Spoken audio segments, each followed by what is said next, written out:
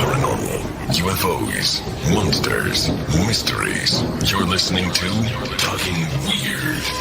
And now, from a cabin deep in the Northwoods, your hosts, Dr. Dean Bertram and Jenn Durrell.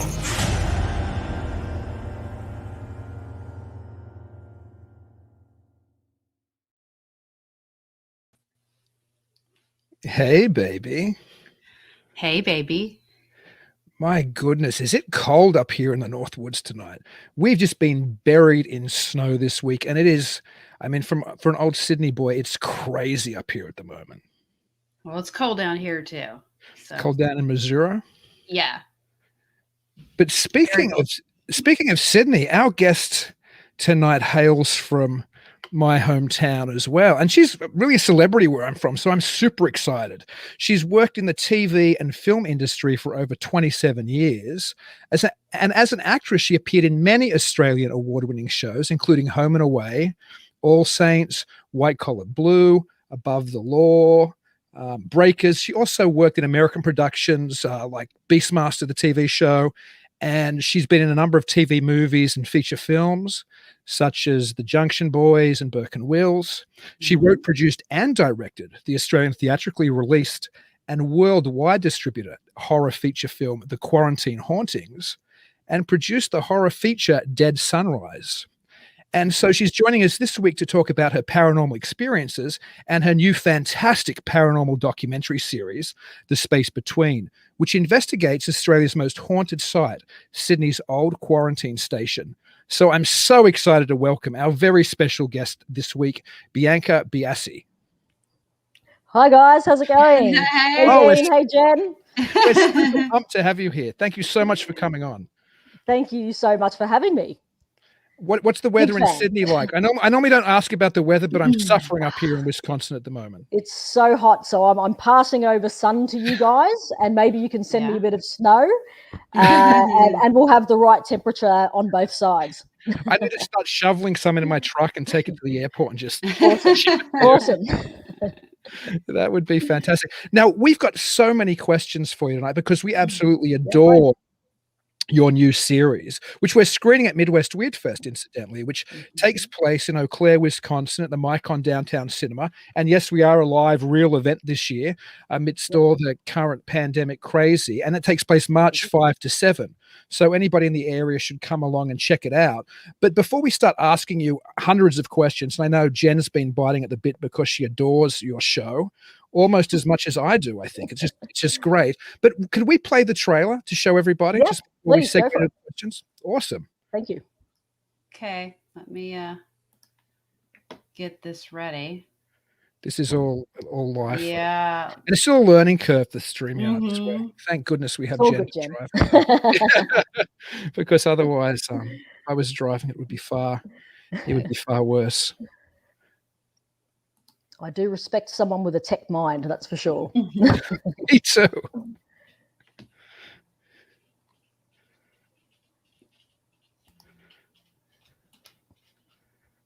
There you go. Oh, do we have sound? Mhm. I can't hear the sound, Jen. You can't? No. I can hear it. Well, people can watch the images and we can talk over it maybe. Could you tell us a little, Bianca, about... I can hear it. Can you hear it, Bianca, or... I can't hear it, no Oh, sound. my goodness. I can't hear it either, so I'm fearful that... Oh, my goodness. Seriously. Why don't you play the images and we'll have Bianca talk a little bit about the quarantine station. So I'm from Sydney, so I know about the Q station, the quarantine station, but maybe some of our... And that's one of the things I loved about the show, because it's not something in America you get to see a lot, this haunted location. Maybe you could tell us a little bit about the quarantine station and some of the background. Yeah, absolutely. So the quarantine station is arguably the most haunted site in Australia. And it's been in existence for about 150 years, but predominantly it was running from the 1830s to 1984. And that was the time when there was a massive pandemic of, Spanish influenza and smallpox and yellow fever. And a lot of people ended up coming over thinking that they were going to be starting this brilliant new life in Australia, which, the quarantine station is a beautiful place. It's right. You could literally see Sydney Harbour. It's right on the water. It looks like a beautiful island. So everyone's thinking, yay, new world, new place. And they all get sick. And unfortunately, most, a lot of people that ended up having to spend some time there passed. And it wasn't a very pretty time either. So there's been many reports on the quarantine station, if you were from Australia, and especially if you were from the northern beaches in Australia and Sydney, you would have grown up with the ghost stories. So they've been running ghost tours forever, first by national parks. Then in 2006, the Moreland Group took over and, redesigned it, basically turned it into a hotel, conference center and all that kind of stuff, and really ramped up the ghost tours. So the reports that kind of come out of there are pretty wild, and there's a lot of reports. A lot of people experience things there. So I grew up with my brother, one of my brothers. I've got 4 brothers. One of my brothers who was obsessed with the quarantine station. He would come home, and I was quite young, and he would scare the hell out of me. So I never wanted to go there. I never did a ghost tour. Even when they did the school excursions there, I didn't want to go. And, because they do that during the day. And I was so freaked out. You'd hear stories of people getting strangled and grabbed and, all this kind of stuff. Possessed was some other things that were said. And so, look, basically, my wife and I, I was in front of the camera for a long time. She was an agent and behind scenes for a long time. And we just started learning the ropes in production. I was one of those people on set that always hung out with the crew. So that was something I was always interested in. And we thought, okay, well, look, we've got no money, but let's try to do this. Let's see what we can do. And we ended up making the feature film, The Quarantine Hauntings. So the way that came about is we thought to ourselves, okay, what's cheap to make? Horror film. Cheap to make. What is the scariest place that we can think of? The quarantine station was the first place that came to mind. And I thought, okay, time to face my fears. And and basically everything that could have gone wrong on a film shoot went wrong filming this film. Everything. So it ended up being the film that taught us how to make film. But some really weird stuff happened, I must say. And that's why we started documenting it, because we're on set. There were certain areas, especially the hospital area, where equipment would just conk out. Okay. Mm-hmm. Couldn't explain it. We were like, okay, so the batteries are going dead, and they're going dead really fast. So we literally sent runners to get, packets and packets of high-grade batteries. The minute we were putting it into the equipment, they were just draining. We have, CCTV footage of, GoPro footage of, us recording some scenes where you can see that the camera's flashing. It's clearly on. It's clearly recording. We finish our shoot. We're looking back at footage, and there's nothing there. So it's just literally white screen. And we couldn't explain it. Some of the cast had some experiences in the toilets where the taps would just turn on, the doors were slamming, and generally we had some people that just refused to stay there as well, especially while filming the documentary. Our beautiful makeup artist and her assistant literally bolted in the middle of the night and said, we just can't stay here. They started hearing stuff and, were freaking themselves out. So, and then we just started talking to a lot of people while we were on site, a lot of the guests there, and they were telling us about their experiences and showing us photos. And we said, yeah, look, this is something that I think we should start documenting. So we did. Oh, wow. Yeah. And that's how the space between was born, really. I got to figure it out, by the way. Oh, you got You've the got to figure it out. Yeah, play the sound now, really? Today they just added a video file. So when you go in, you actually have to hit share audio. I didn't realize that. Oh my goodness! It wasn't like that before, so I can play it. You know what? Because I teased the audience so badly. I think we have to play it. Okay, let me get this going.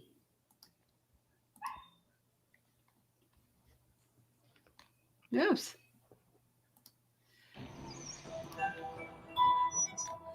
Oh, it's not working. You need to full screen it, I think. I'm trying. This is why a video file works better. Okay. It doesn't like me. Okay. Sorry. It's the ghost. It's a process. Yeah, I heard that as well. You can hear it, right? Yes. Oh, what's that? Okay. There's someone in here with us.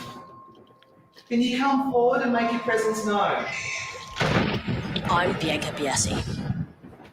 Since 2012, I have been working on a documentary about reported paranormal activity at Sydney's reputedly most haunted site, the Quarantine Station.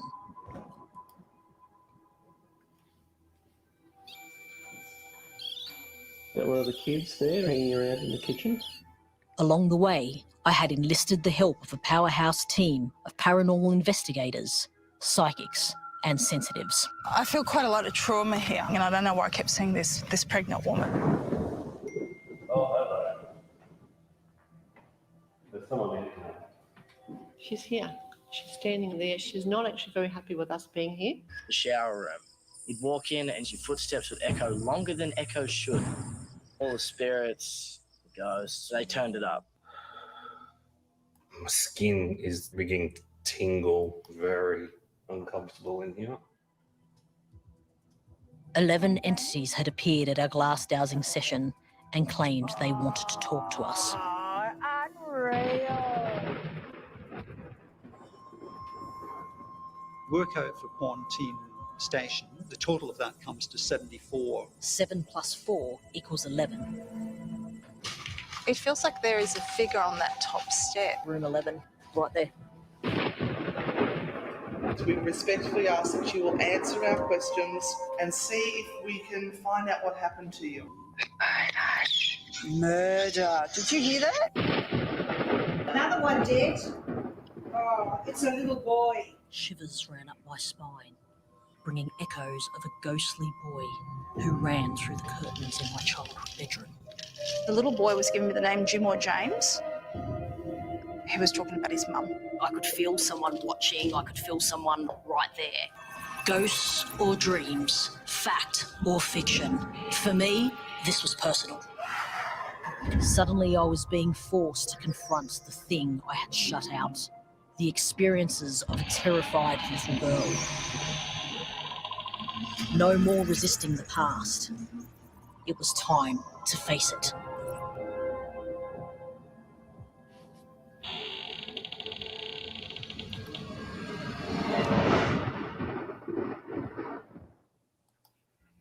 So great, so scary too. Just there's 100 questions I could ask you just from the trailer, but I think I'm going to ask you one before I throw it to Jen for a while, because she's the real paranormal investigator of the team. Is when I was a child, I had some bedroom visitations, which I'm not sure what they were or what they weren't, but they were very real and very apparent in my life. It impacted me for a long time, and I know the background of this story as well has a lot to do with some of your experiences when you were a child. Are you comfortable to talk a little bit about those on the show? Well, I made a documentary about it, so I must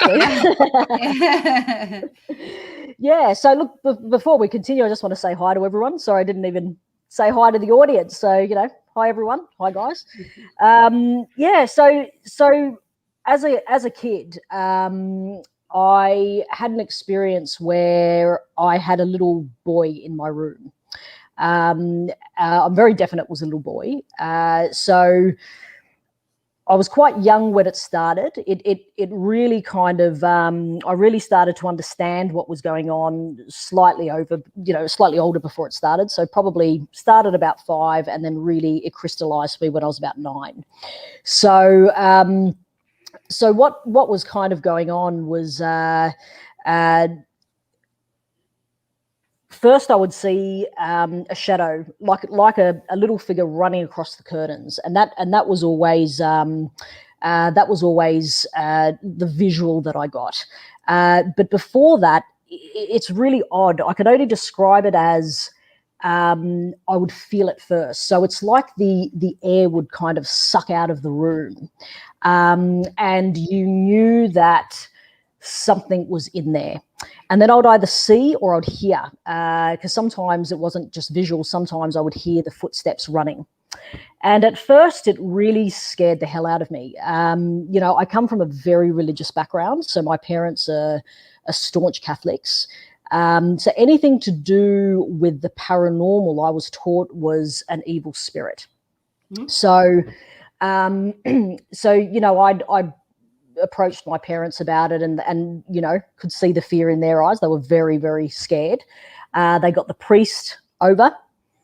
The holy water, the smoke, the whole shebang was done on me, on the house. What's wrong with me? What's wrong with the house? But it continued, and I sat with it for a while. I remember being really scared, and then over time because I was quite a curious kid, so I started to almost open up, in a sense, mm-hmm. to what this could be. And I was quite a lonely child, to be quite honest. I didn't have a great childhood. So, eventually it became a comfort to me, this boy, this figure. He felt very sad to me, very, very sad. And we never spoke, as in I never heard his voice. But instinctively, we kind of communicated. Like, he would scare the hell out of me every time I had the TV on or playing music after 9 o'clock. So I started to understand that, okay, 9 o'clock, things need to be quiet in the room. And we learnt how to coexist. It was just this odd thing. And, I kind of, this went on for a few years, quite a few years. And then because of the reaction, of this experience, I ended up shutting it down because I was told that it was a bad thing. I was told that there was something wrong with me if I was experiencing these things. So, I stopped talking about it. And really, I feel like in a way, I ended up shutting him out. I just shut, I didn't want to deal with it. And I carried a lot of regret. I know it sounds weird, but I always felt like mm-hmm. I abandoned him in a way, and then, I've always kind of I've always been quite an instinctive person, I guess you would say. And that had a lot to do with my childhood. I had to be. But I never really explored this notion of, there is this kind of, ghostly world out there, if you want to say. I was always kind of a searcher. So I did study a lot of different religions, and I was always looking for a spirituality, and Catholicism, I found out very quickly when I was 13 was not going to be it. So I always searched for something. And then as I got older and was able to, delve in a little bit further on my own, because my perception changed. I realized that the way I was brought up was not innately who I was or how I thought. Yeah. I started to really look into lots of different things, even science and everything, and realized we live in the most amazing world, universe, creation, whatever you want to say. And it is filled with so many things that, I think our minds can't even yet comprehend, Right. So that's been my passion, is looking at lots of different areas. It's a good passion to have. Yeah. Yeah. I mean, I can relate to you when you're talking about when you were younger and having experiences and then dealing with the religion aspect. I had the same problem. Okay. Sorry to hear that. Yeah, but it kind of goes with it. But I am kind of curious. In the documentary, I noticed you had several psychics, which I thought was awesome. Because that's awesome that you had. Was there 4 or 5? Yeah, about that. Yeah, about 4 or 5. Yeah. Yeah, and you got different impressions from them or whatever they came up with, which I thought was really, really good. But there was one that actually you document that literally gets grabbed. So what did you think, or your film crew? I mean, how did they feel when that happened? Yeah, well, it was quite interesting. You know, we have quite a diverse friendship circle and work circle. So the crew on that day were actually very religious. So they were very, very Christian, like Pentecostal Christian. And they're very, very close friends of mine. We love them. So they, my take on it was, number one, I think that initially it just shocked me. I got very shocked. You know, and then your mind starts to kind of process and you go, you know, I mean, what just happened? Yeah. The crew were really freaked out. They, you know, because we were kind of doing a recce, so we weren't really prepared. We weren't actually kind of officially filming it. It's like we were scouting, giving her a walkthrough, scouting it, and then we were going to, you know, set up properly and shoot properly. So it caught us off guard. You know, the interesting thing with her is, you know, we kind of sped it up and, you know, tried to see if there was any tampering or if there was anything that was there. And really the jury was out. Some of the people in post-production said, oh, there might have been an arm that went up there. And then some, you know, kind of swear that there's no way a woman that size, and no offense to her in that way, she's a beautiful woman, could have forcefully pulled herself back that far. And she had a, you couldn't really see it once it immediately happened, but, you know, throughout the day, the bruise got pretty bad. And then that night, you know, we got her to send a photo through because the bruise was, you know, continually getting bluer. And we saw that, you know, she got injured. So it's one of those things where, you know, there was a lot of debate about this. I mean, we went on, you know, television, we went on all the morning shows. There was a lot of media done on this particular incident, and it was split 50-50. Really? You know, yep. 50% said, you know, she's a performer. She's, you know, she's just very good performer. And the other 50 said they just couldn't logistically get their head around how someone could do that anyway. Right. So being right there, look, we didn't premeditate anything. It was completely, you know, what you see is what you get. Believe me, if it was planned, it would have been a lot more clearer and better than that. But, you know, in the sense of shooting. But yeah, look, it's, you know, and I know this woman. I mean, this woman, I got a couple of readings from her, and that's how we picked our psychics. We got some readings from them and really picked the ones that came up with things that they couldn't have known. Right. And she did. I remember there was a day where I'd left my bag somewhere and I had everything in it, and I had my passport in it and everything, and I was like, I'm, you know, screwed. So, you know, I'm looking at my wife and she's going, I don't know, maybe we should call the psychic we've been talking to, you know, that we're planning on using for the doco. And I said, that's a freaking great idea. So I ring her and she goes, oh, I know exactly where it is. So it's a brown bag. And it's got a strap, and the place that you guys went for lunch today, go back there. There's a lady that's the owner. She will be literally standing at the door holding the bag as she's closing up, and you'll get there just in time. And it happened. So I'm fairly, I'll be honest, I'm fairly skeptical, Bianca, to be honest, although I run Talking Weird, my background's an academic one. But when I saw that play out on in front of the lens, I was fairly convinced something legitimately not natural had happened. It looked pretty authentic to me. It did. And the interesting thing is we all felt something change. We all felt the energy in the place change. And we were working with a crew that didn't believe in this stuff, except from a demonic point of view, I guess you would say. So it was interesting that the feeling, I mean, that's what I kind of go off. I'm like, okay, if one person has an experience and no one else feels it, you put a question mark. You don't say no, because people have their individual experience. But when everybody feels something, you know, that's, look, what can you say? It's, you know, that just answers your question question mark right goes there. away, and you're kind of like, I'm pretty scared right now. I must say, you know, all of us at the end of that, we had a stiff drink after that experience. I bet. Yeah. The scotch came out. We all got home. We're like, oh yeah, we're a bit, we don't even really want to think about it. But yeah, because I remember even before I was I was more drawn to her because she was just like, it's cold in here.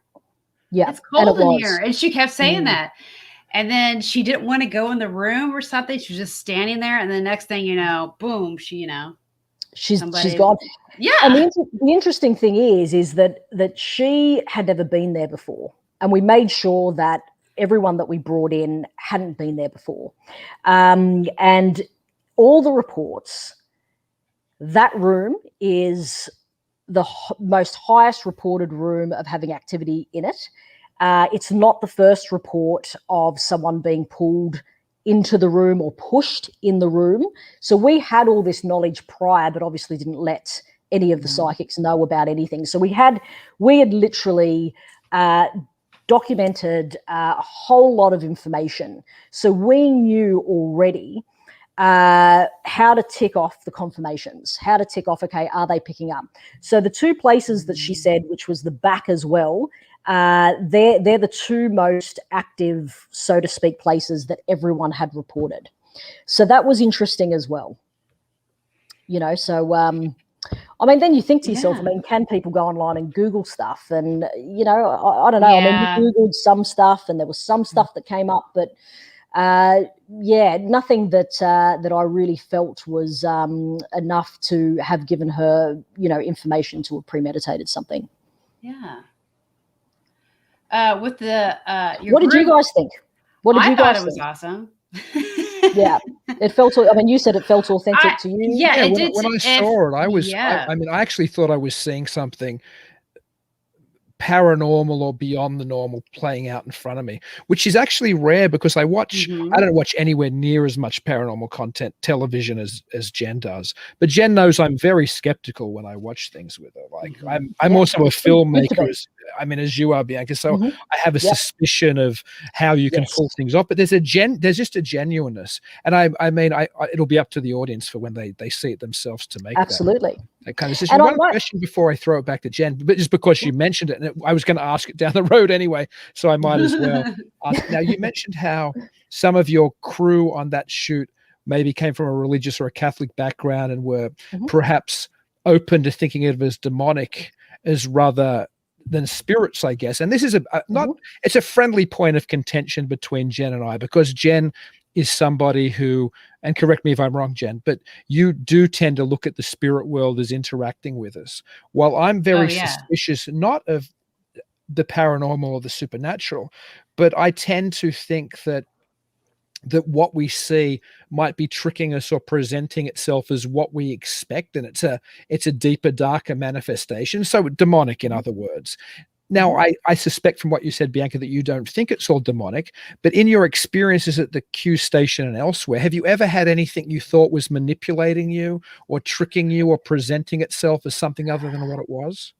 Look, there was the experience in the safe room, in the room where I went in with the night manager, Casper, and I tried to look at all angles to prove otherwise on this, because it really freaked the hell out. I don't get freaked out. I don't get freaked out easily, and I had this experience where, and I think it might have been because I'm never disrespectful, but I looked, because she said to me, this room is actually the most haunted place on site. And I looked in the room, I popped my head in, and I'm like, I said to the camera guy, this looks like nothing. You get what I mean? And I'd never ever said that before any shoot before. You get what I mean? I'm always very respectful. I'll knock, I'll do whatever, because they tell you to knock to be respectful. And in this case, I was so kind of like, oh, this is nothing, let's just kind of get it over and done with, that I didn't knock, and I walked straight in. And as I walked in, something hit me so hard on the side of the ear that it actually pushed me back. And it felt like I was, it kind of put me into a bit of a tailspin. Like, you know how you're underwater and you get dumped by a wave, and you kind of, that's what it felt like. And it really spun me out. And then I had a minute where I'm kind of freaking out. And then I'm like, okay, what is in the room that could have caused that? So there was like a server rack that had like wires everywhere. And I'm going, could it have been some sort of electrical jolt? And luckily, my wife's father is actually a electrical engineer. So in the UK, and he's retired now. But I was trying to kind of look around, going, what could have created that type of force? And there were fans as well. So I know that electricity can cause people to experience things that you would assume was paranormal.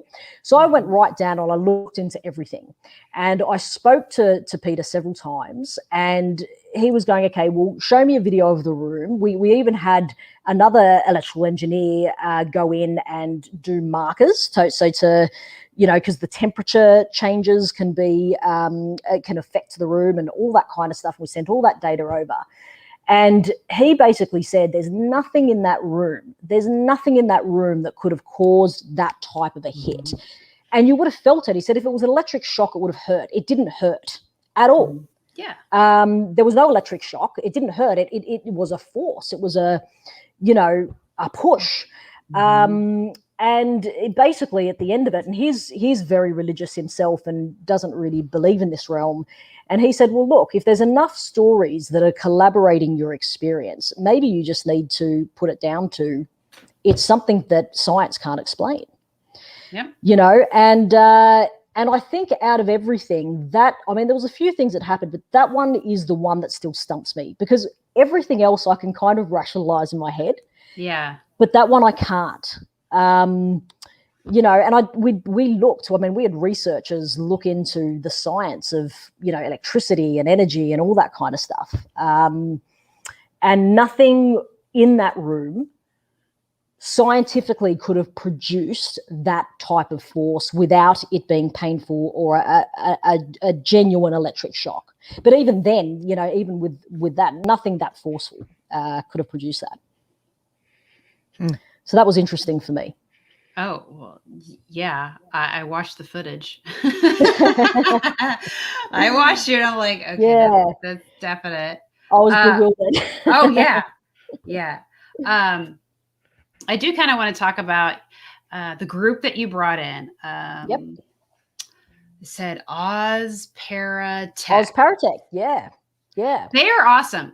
They are awesome. They are lovely. So we had a wonderful team.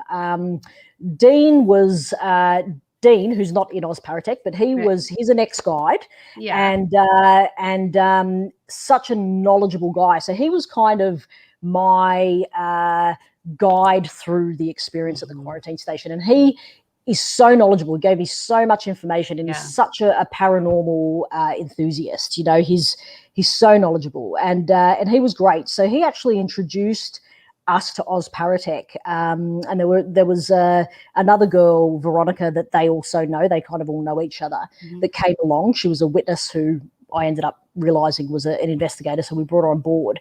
Yeah. And Oz Paratech are great. What I loved about them was they have been doing this for a really long time. They are very experienced. They're very knowledgeable about how to approach different things because we said to them, look, we want to explore as much as we possibly can. Yeah.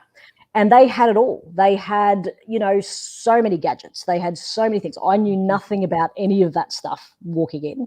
So, they were using REM pods, which I was calling RIM pods for most of the time. And I'm like going, it's like that movie Pacific Rim. Is it a porn movie? I just can't bring myself to kind of watching it. But RIM pod, I'm going, what's a freaking RIM pod? But anyway, I've done the same thing, Bianca. I've called them wrong as well. Yeah. And they've got this freaking doll, man. And girls, I know you're watching. This Gertie doll that freaks the hell out of me because I grew up on Chucky, right? So so this doll and this bear and stuff that react to kind of that the children spirits they say that really kind of resonate with this stuff. But they use like EMF meters, and I was learning all about this different kind of stuff. The Portal Plus app apparently is something in the paranormal realm that, again, is split. Some people like it, some people don't.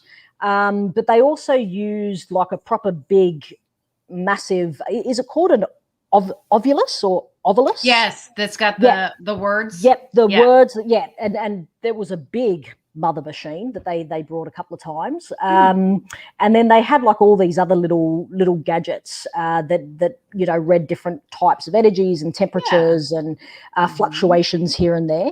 And then because Renata, who is the psychic out of the group, who I must say blows me away. Yes, I this will agree. woman blows me away.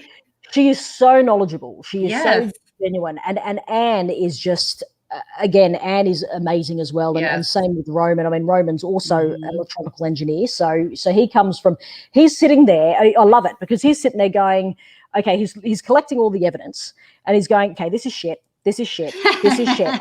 This is shit. Nup. Okay. This out of everything that you guys have collected each night, about 5 to 10% is what you actually want to look at. The rest you can just throw away.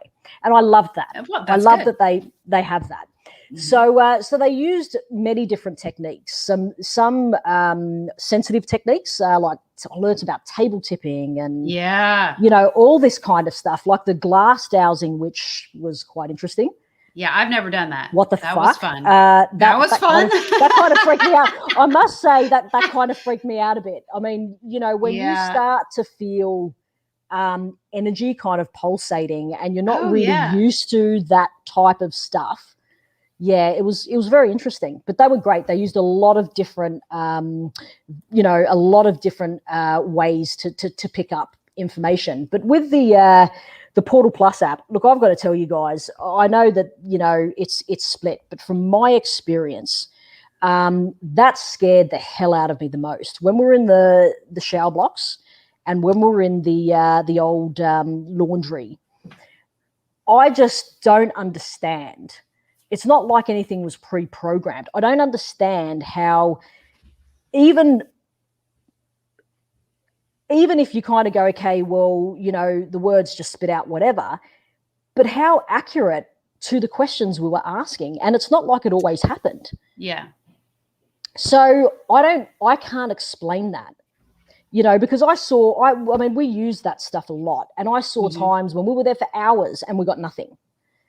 Yeah. So how do you explain that? I mean, it's so accurate. It was so accurate, So, I mean, what do you? I mean, you're a paranormal investigator. So, what do you think about these equipment pieces? I'm still trying to form my opinion on them. Okay. I find them very fascinating, and I do love the obvious. Of course, the obvious, but I still don't really understand how it works. But I would have to say, forgetting about all the electronics, I mean, there is one that I like that is the SB7. Right? Which you used the 11, right? Yep. And then you did the sensory deprivation. Yep. I find that interesting. There's another method here in the States, they call it the Estus Method, which is just like that, except for they use the blindfolds. So that way the sensory is, more extended. Anyways, what they do is they'll ask a question like that's in another room. And the people that are listening will just spout off whatever they hear, right? Yep. And then they match. Like they'll ask a question and then somebody will say something. Oh, I mean, wow. that answers those questions. Yeah. That I find interesting. That will be my favorite. Yeah. Right there. So. It's very fascinating. Very fascinating.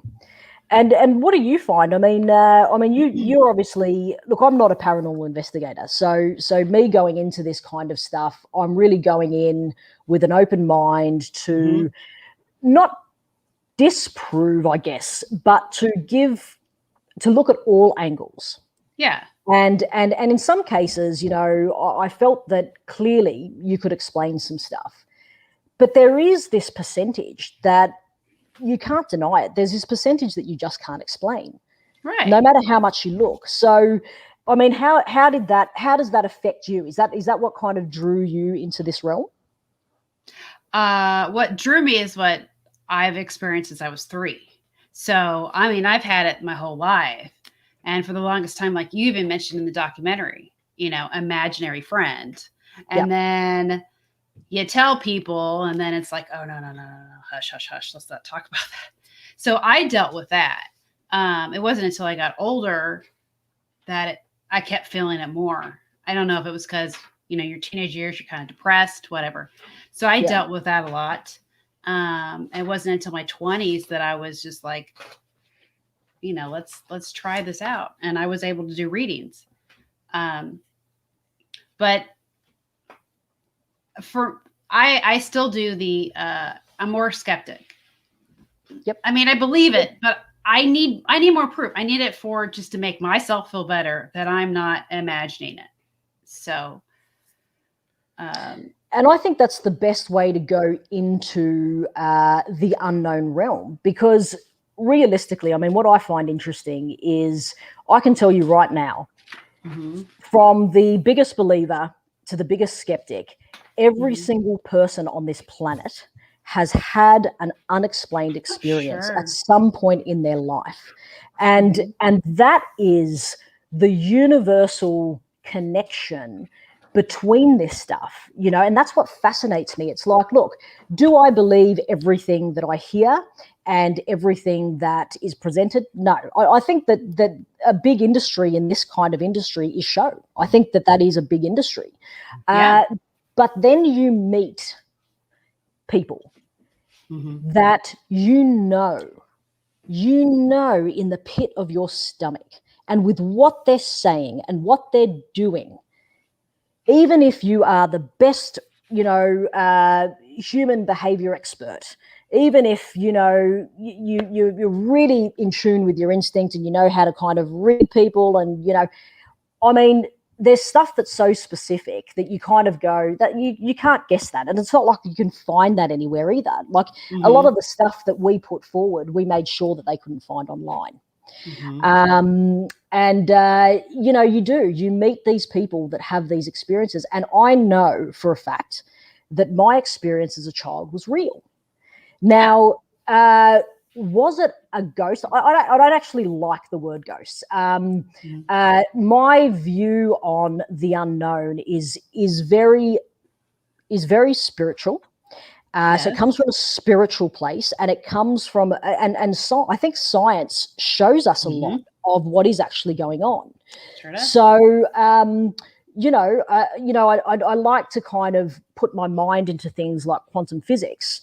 We talk about M theory in the documentary. That talks about dimensions. That's very interesting. Yes. Right. So 11 dimensions is, you know, connected with M theory. You know, it is a big subject in the scientific realm. Yes. And, you know, even though science is not 100% everything, you know, you've got to look at it and kind of go, well, you know, we kind of find out over years and years and years that they get some things wrong. There is something that cannot be denied that goes on around us. We are all energy. We know that we're all energy, right? Something that happens around us constantly, you know, that is so present that we we can't just say there's nothing there. I just, to me, it's like, I mean, look, we might disagree on what it is, but you can't say there's nothing. Right. I think science has in some ways catastrophically failed those broader kind of questions that you're talking about. And I think episode 3 of your series, it doesn't call science out, but it kind of demonstrates how sophisticated and weird this is. So you're right, as far as M theory and 11 dimensions, and that kind of maybe ties into some of these weirder things happening. But what I loved most, I think, about the show was and I don't say subjective in a negative way, I mean subjective in a very positive way. There's this sense that the story you're telling is this incredibly subjective story. Like, were your experiences when you were a child with that? This is at least what I got from the show. Were your experiences when you were a child with that young boy in your room somehow drawing you to the Q station where there were other child ghosts of that age? And then reality starts to look very differently to what maybe not the more, as you mentioned, that more sophisticated quantum physics might look at, but the general scientific paradigms don't really stretch to that kind of level of imaginal interpretation of reality. And I think your documentary does, which is one of the spectacular things about it. And I don't know what your take on just general reality is, but I suspect it's similar to that, given the themes that I could see coming out of the space between.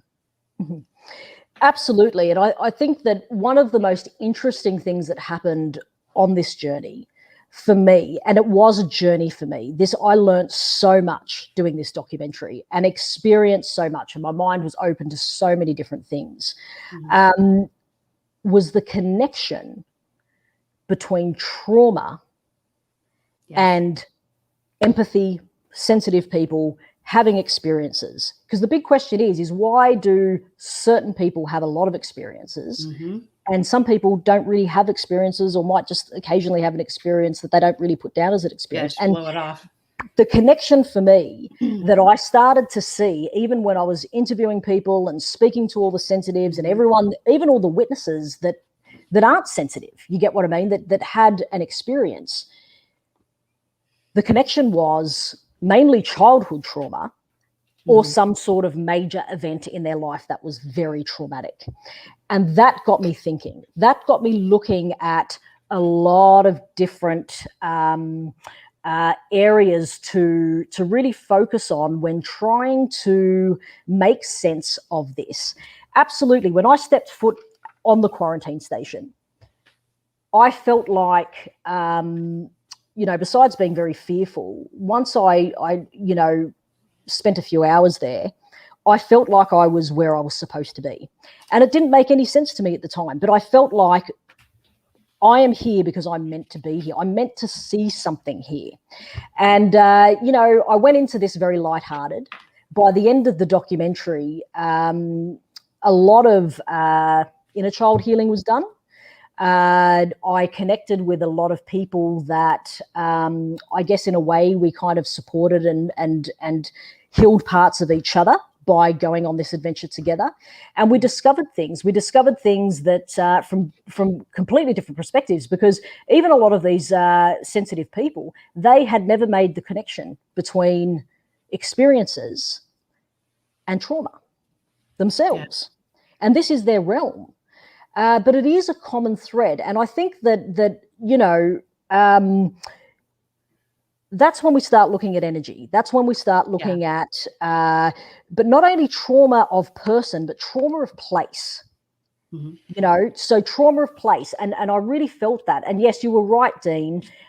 In my journey, what affected me the most was the connection between, the boy in my room and the children of the quarantine station. As a kid, most people have this experience when they have a paranormal experience. They get scared, and I did at first. But my concern, even as a child, because I come from a Catholic background, it was they believe in purgatory, right? Yes. So it was this idea of a person that's passed, especially a child, that's stuck.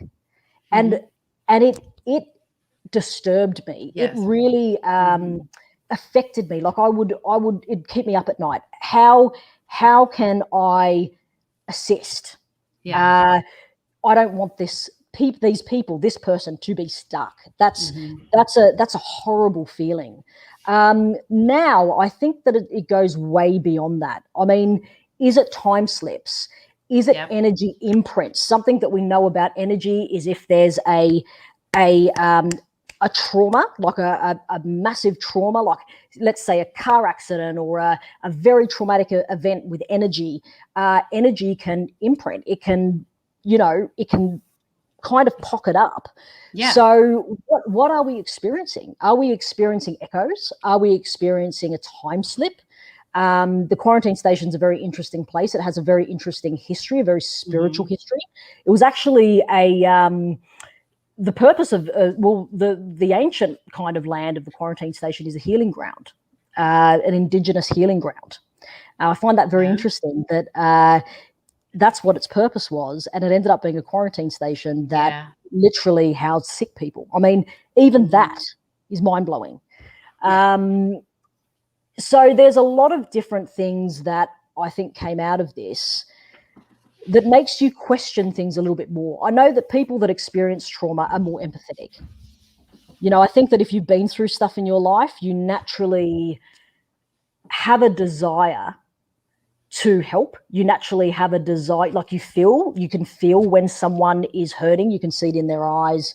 You can feel things. I think that that is definitely a factor in why there are certain pockets of people that are more sensitive or prone. Now, what was that little boy in my room? Is he something that I created in my own mind to survive? Maybe. I mean, it could be. What I can say to you is everyone that has been in that room or has even been in the house, including my twin daughters, have experienced him. So what is he for them? They all respond differently. It's funny. Everyone else besides the twin girls were afraid straight away, felt a fear. The girls initially were afraid. They jumped up on the couch because they said, we just saw a boy. And then they got curious. So after that point, when they would see it, they would just say, oh, there's the boy. So it's interesting how also pockets of energy, you can have a different experience depending on who you are, what your thoughts are or what your beliefs are. And I believe that we're surrounded by energy because we are energy. So if energy never dies and it can't be destroyed, then death doesn't really exist. Maybe the physical death, but we're talking about what we really are. So if that doesn't go, where does it go?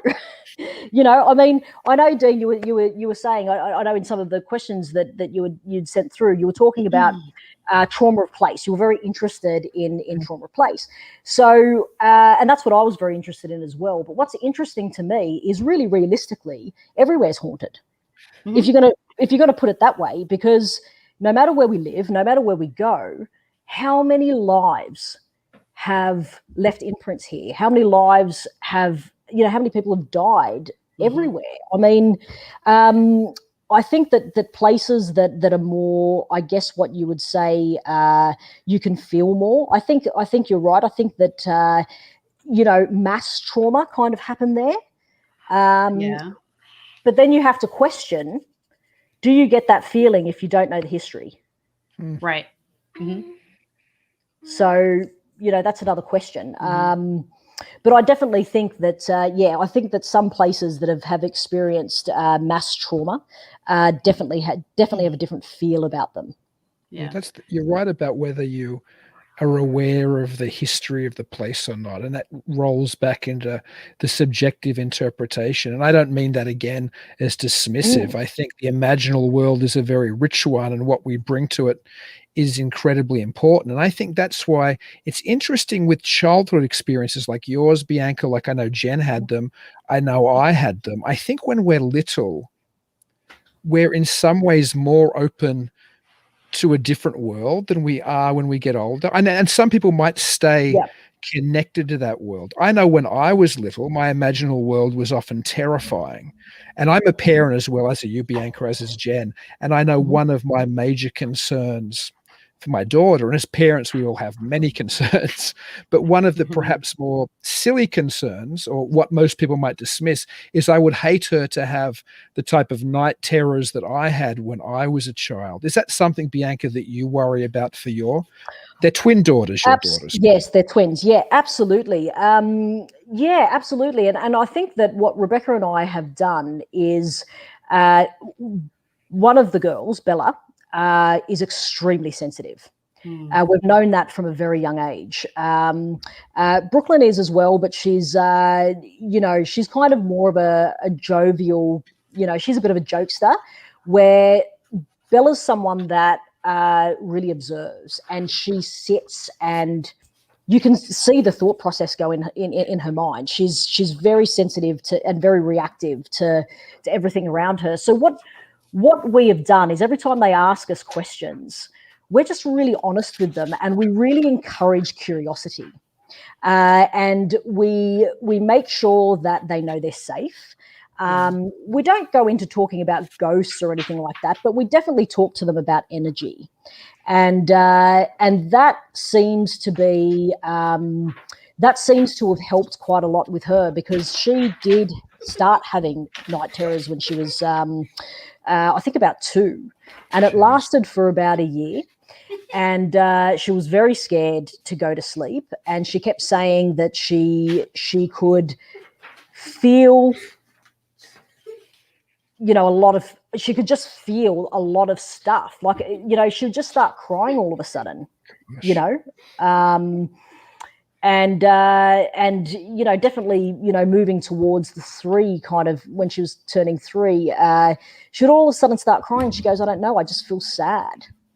And then sometimes she'd just be really happy. So, and you could tell that it was something outside of herself. But after really kind of, encourage them to ask questions and making it a safe place to explore, they went away. And now she just sits with it, and she's kind of like, I'm just sitting with it. Yeah. So I can hear giggles in the background. Is that Yes, I know. I was hoping you guys could hear it. Yeah, no, that's awesome. Is that a little one? You should say hello. She's supposed to not be in here.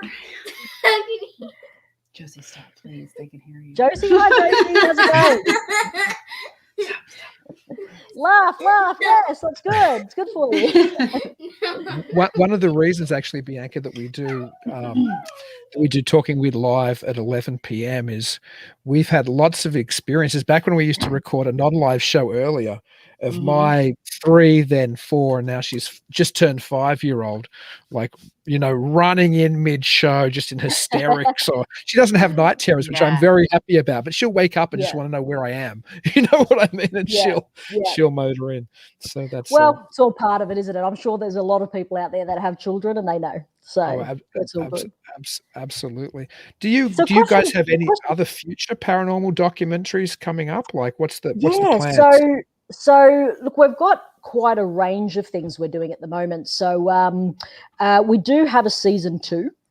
Oh, wow. That is 60% shot. Because of COVID, it slowed it down a bit, but we're finishing it at the moment.